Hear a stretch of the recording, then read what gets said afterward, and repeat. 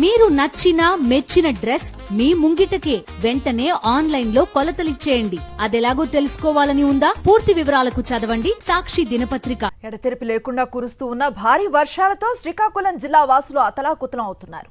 జిల్లాలో లావేరు మండలంలో అదపాక గెడ్డ ఉధృతంగా ప్రవహిస్తోంది. దీంతో అదపాక నుంచి గుర్రాలపాలెం వైపు గ్రామాలకు రాకపోకలు నిలిచిపోయాయి. గత వైఎస్ఆర్సీపీ హయాంలో బ్రిడ్జి నిర్మాణానికి 4 కోట్ల నిధులను కేటాయించారు. కూటమి ప్రభుత్వం అధికారంలోకి వచ్చాక అర్థంతరంగా ఆ నిధులను నిలిపివేశారు. దీంతో 20 గ్రామాలకు చెందిన ప్రజలు తీవ్ర ఇబ్బందులు పడుతున్నారు. మరింత సమాచారం అందిస్తారు మా ప్రతినిధి సునీల్. భారీగా ప్రవహించడంతో 20 గ్రామాలకు రాకపోకలు నిలిచిపోవడంతో గ్రామస్తులు తీవ్ర ఇబ్బందులు పడుతున్నారు. ఇదే అంశానికి సంబంధించి మాట్లాడడానికి మనతో వైఎస్ఆర్సీపీ నాయకులు గ్రామస్తులు ఉన్నారు. వారితో మాట్లాడదాం. సార్ చెప్పండి, ఈ సమస్య ఎప్పటి నుంచి ఉంది? ఇది చాలా రోజుల నుండి ఉంది సార్ ఈ సమస్య. గతంలో ఎప్పుడు పెద్ద వర్షాలు పడినా ఇదే పద్ధతి అవుతుంది. గత ప్రభుత్వంలో దీనికి 4 కోట్ల సుమారు ఎంతో శాంక్షన్ చేసి ఉన్నారు. టెండర్ ప్రక్రియ వరకే కూడా రాలేదు, ఆగిపోయింది.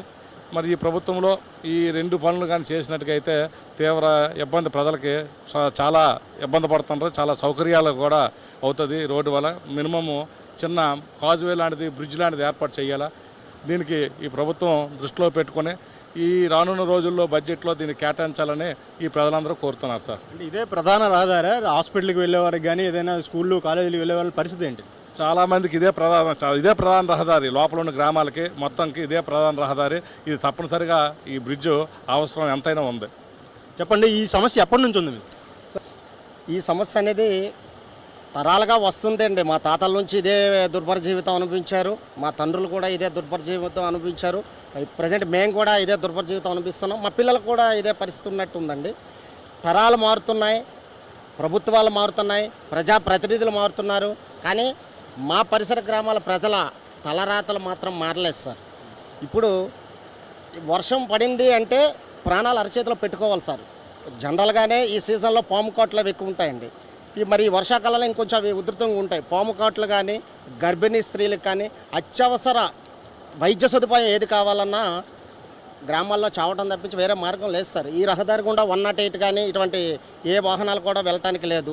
మరి ఇప్పటి కూటమి ప్రభుత్వంలోని పెద్దలు చొరవ తీసుకునైనా మాకు మా తలరాతలను మార్చుతారని మేము ఎంతో ఆశ. ఎప్పుడైనా ప్రమాదాలు జరిగాయి ఇక్కడ? చాలా ప్రమాదాలు జరుగుతూనే ఉంటాయి సార్, లెక్కలేవండి అవన్నీ కూడా. ప్రమాదాలు వర్షం వచ్చిందంటే కొన్ని ప్రాణాలు పోవాల్సిందేనండి. అవి ఎవరో ఒకరు తెలుసో తెలియకో చీకటి టైంలో వచ్చేసినప్పుడు కొట్టుకుపోయిన ఉన్నాయి. చాలామంది చనిపోవడం కూడా జరిగింది. ఇక్కడ పంచాయతీ సెక్రటరీ ఉన్నారు, వారితో ఒకరు మాట్లాడిద్దాం. చెప్పండి, మీరు ఎందుకున్నారు ఇక్కడ?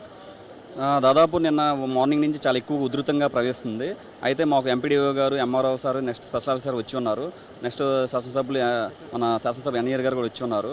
ఏంటంటే చాలా ఉధృతంగా ఉంది. ఎవరైనా ప్రాణ నష్టంగా జరగకుండా మాకు ఏంటంటే ఇన్స్ట్రక్షన్స్ ఇస్తూ బార్కేడ్లు ఏర్పాటు చేసి ఎవరు కూడా ఇటు నుంచి ఎటువైపు రాకపోకలు జరగకుండా, ఎందుకంటే వరద ఉధృతం ఉండడం ఎవరైనా కొట్టుకుపోతే చాలా ఇబ్బందులు వస్తాయి అనే ఉద్దేశంతో మమ్మల్ని ఏర్పాటు చేసి నైట్ డ్యూటీలు కూడా ఏర్పాటు చేస్తున్నారు.